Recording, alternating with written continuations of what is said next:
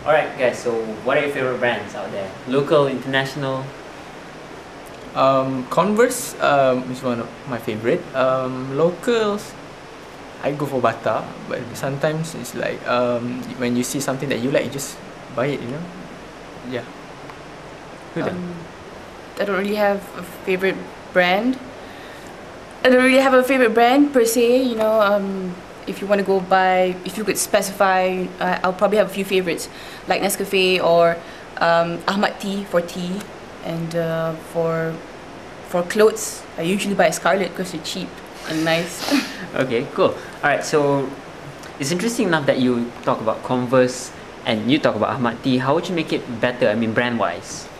I mean, I'm sure you guys have enough cool ideas about it. Ahmad Tea is really obscure. You don't really see it on the market at all. You don't see ads for Ahmad Tea at all. It's really kind of a waste because it's awesome. The tea is awesome. But I think, just to put it out there, you should have like clever ads for Ahmad Tea, put it just the normal usual way. Billboards, I think people, if they notice it, it's enough. Once they notice it, they probably want to buy it, probably not immediately, but once they do, it'll be consistent. It's sustainable. Regarding Converse? Converse, for example, I started wearing Converse only when I see other people wearing it. So I mean, their advertisement, I think they should improve their advertisement by doing maybe like Huda said, you post on a billboard saying showing new brands of shoes or whatever. Because technically, not many people knows that they are releasing new kinds of shoes unless you bother to go to their stores. So yeah, I mean, even billboards, I mean, creating a short video whatsoever regarding newspaper cuttings should actually tell people, oh, Converse has released new kind of shoes or whatsoever, so people will actually know about it. Yeah, consistently put it out there.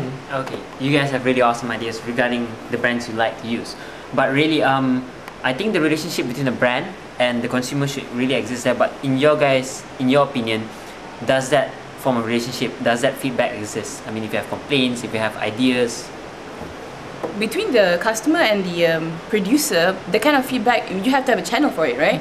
So if you want the customers to give you feedback, put a channel for it, your Facebook page or your Twitter page. As long as you have the medium, these customers will talk. Yeah, I kind of agree with Huda because even for Converse, they are designed for youngsters like us. But don't you? Sometimes they can use the ideas from the youngsters and to create something. I mean, then it will attract this youngster to purchase choose from them, and then eventually they will get the profit from it. Then again, other than those kind of things, you can create an event or whatsoever, getting close with the customers or whatsoever, trying to introduce new shoes or whatsoever, giving price out of it or whatsoever. So that means people will know, oh, Converse had this kind of thing. So and then it would it would spread out eventually. So yeah. So do you think these brands are utilizing this social platform to engage with you guys properly? Probably. Yeah. Yes. Yeah, they do. I mean, it's like a trend. Every single brand must have a Facebook page or a Twitter account. I mean, if you don't, even you yourself sometimes wonder there are so many pages to like. But despite all these things, some people just like it because it's a trend rather than using it as a proper channel to communicate between the consumer and the producer. So how would you want brands to communicate with you? How would you want them to communicate? Well, because technically brands, they are made for people. So technically they themselves should look for the people. I mean, even just because you created a Facebook page, I don't think that's good enough. You should go down. I mean, the term is like what they call turun padang. I mean, you go down there and then you see, you ask them, what is it people really want? Even in internet, people just look at the page and that's it. Nothing more, and then you will see at the catalogs, for example, oh, Converse has new shoes. I mean, and that's that. If they want people to use their brand, I mean, they need to cater what the consumer needs. Actually, that's what I think. What about you? I think that's sort of quite true. I mean, if they have sort of an event for every, for example, Converse wants to have like, hey everybody, we have this U lineup, so we're gonna have like an open day in Mid Valley, come to the exhibition center. So a lot of people will be there, and then they can actually get feedback. When the people are there themselves, it's easier for them to talk, like bring their shoes and like, I have few ideas and everything. It could be like a Macbeth thing, artists giving ideas and then they make their own line of shoes. As long as the people have events or like the channels, it should be good enough. So the basic idea is more towards how you want to create a relationship between brands and consumers. Yes. So the basis relationship. Okay. Why is it? Okay. What I'm saying is that, okay, do you think brands are building this constant dialogue with you to because you have great ideas. You have great. I mean, both of you have great ideas. Like events and everything. But sometimes the events are just there. Yes. Right. So, but are they creating the consistent basis of getting your ideas out there? I mean, I think the brands maybe they are still implementing this kind of thing because it's still new for our scene, particularly Malaysia, to have this kind of thing. I mean, Malaysia is just currently Facebook is now finally the trend after all this while. So they are adapting. Yes, that's the right word. Adapting to this social media and stuff. And compared to the last time they held an event and it's just an event. But nowadays they have this follow up, so on and so forth, even for concerts or whatsoever. And then they are. It's like they seized an opportunity everywhere. For example, in gigs or whatsoever, they open a booth or whatsoever. So that means I can say they are a bit consistent in doing those things, but not consistent enough. Yeah. But I think you have to be specific also about what you want from the customers. If you want to talk about how the customers are giving you feedback, you have to specify what you want from the customers. For example, if Converse wants ideas from the people, then they should say so. Here is a contest, we want your ideas. So make it specific. If you're talking about other products, for example, the Hamati I mentioned, right? Yeah. What could you possibly want from the consumer? Probably complaints. Are our tea good enough for you? That's the kind of communication. You have to specify what you want from the customer so they can give it to you. So the mediums or the events that are going to happen, you have to actually tailor your messages to suit the customer, so the customer understand what they want, what you guys want from us, and then we can give it to you. Okay. In your opinion, what will be the best way for you guys to tell, okay, let's say Converse and Ahmad Tea, how would you want to tell them, or what your ideas are? What is the first thing will you do? Then subsequently, what would you tell them, and so on and so forth? You want to go first? Well, the easiest way to do it is you just have to post something on their Facebook page, and then that's it. Though the admins might look at it, but eventually it will end there. But you need to take some sort of initiative, maybe sending some sort of letters. You yourself as a consumer have to meet them and present what is it that you have, or tell them the ideas whatsoever. Even it is going to take a very long process, but I think starting with Facebook is great, and then follow up by sending letters, for example, and then perhaps you meet some people who are responsible in perhaps like PR or whatsoever, if they're interested to hear with our ideas, and then it will, things will grow from there. That's what I think for now. Well, realistically, people will just go to the Facebook page and trying to find people to respond to them. But I agree with him. We have to actually find an inside person, someone responsible with the presentation, the marketing, and stuff like that. So as long as you get an inside person, well, even that's not enough. If you actually have solid ideas to present, you need that inside person, and that inside person have to fight for you to get to the top. But that, considering you have really big ideas, of course. Okay, so now I want to ask. This is the last question. Is the inside person, would you want it to be a person from who they choose, or from your friends to represent you, to tell, or you be the representation among to tell a particular brand about what the current youth generation want? Which one would you prefer more?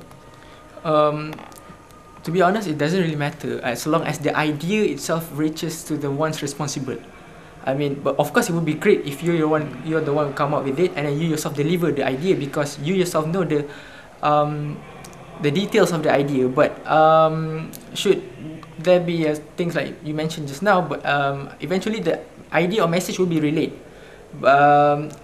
In the end, it doesn't even matter. As long as the idea is there, then it's more than enough already, because sometimes the consumers have the right to be heard, and then they love the brand, and they feel that this brand could be improved in a way, and then people think the people who are responsible, the brands, should actually give bother about this kind of things. Yeah.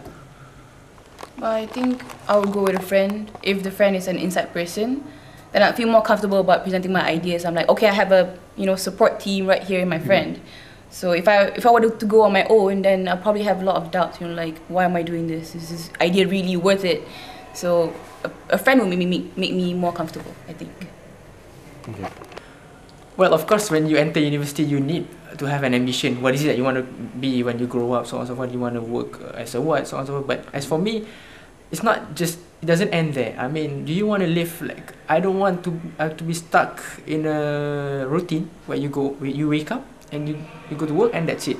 I mean, as of now, I'm doing things that you don't get to do when you are working. For example, you go down and meet people. For example, you organize some sort of programs, meeting the youth, even people who are older than you.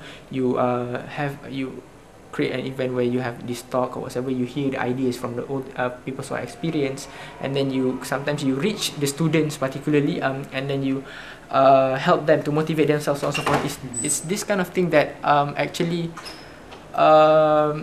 helps me move on, not to say move on, but keeps going actually, because it makes you feel alive for helping other people. I mean, what's the point of you having such talents and gift but you don't share it with other people? That's what I think. Yeah, that's great. Well, I'm a very academic kind of person, so I put my studies on top, like high priority right there. So I think maybe my aspirations or goals would be very much related to helping people around me. You know, when I'm done with this, I want to get like the highest recognition ever, like PhD, super, very academic. So when I'm done with that, I'm probably, a lot of things I have to put in. Not to say I want to be a lecturer or a professor kind of thing. I actually want to go out to be a broadcast journalist because I want to make like changes in the world. So pretty much what I want to say is I think a lot of youth today have to, understand the importance of education first before anything else, and then they can help other people around them. So it's helping other people. Okay. The next question is okay, what happens if these brands are able to tap into your conversation, are able to say, okay, investment. Okay, this is a long-term investment in the sense, okay, let's say Converse, for example, they are interested to help the poor people, the poor kids whatsoever who are really unfortunate, so whatsoever. Okay, it's not because people will see Converse as some sort of brand that cares. Not only they want to sell things, but at the same time they do care about any other people as well. And at the same time, by having this, by helping people who really need this help and helping other organizations doing this community service or whatever, it would technically help Converse to be, to be publicized everywhere. I mean, technically, human mouth is the best way to promote your stuff or whatsoever. People will say, for example, as a participant of a program, that participant will tell his friend, oh, I went to this program and then a Converse sponsored this, and Converse is like this and that. So technically, it would put them a good image. Yes, good image to them. And also, it doesn't matter what's the true purpose behind it, but as long as these brands, they not only they are not just to make products rather than to help people and whatsoever. So I think that would be a very good way to to make themselves to promote their brands or whatsoever, because some companies, they are even taking some students as recipient for scholarships and so forth, but the benefit they will receive later on is that these students, they will work under them. So this is the kind of things that many brands should adopt. Yes, because like it or not, nowadays promoting things is just not enough. Sometimes you have to do for people. You have to get inside people, get to know what's there. Even, who knows, okay, I have to say, for Converse shoes for you to purchase is kind of pricey, but the quality is very good. Who knows, maybe Converse can produce some sort of shoes that can cater these unfortunate people whatsoever. Technically, they gain profit, and at the same time, these unfortunate people, they get something for their daily life. Isn't that a win-win situation? So I mean, the brands right now, they must think outside the box, and sometimes they should be willing to give in, and at the same time try to help out the community, and not just product. I'm not saying that you shouldn't be you should not be just making products only, but this is what you call CSR? Yes, CSR. Exactly. Okay. I just need insight because I think they're done already. So. Okay. So do you want to give him more insight? I mean. I don't even know. I don't think so. Oh, What okay. is? Okay.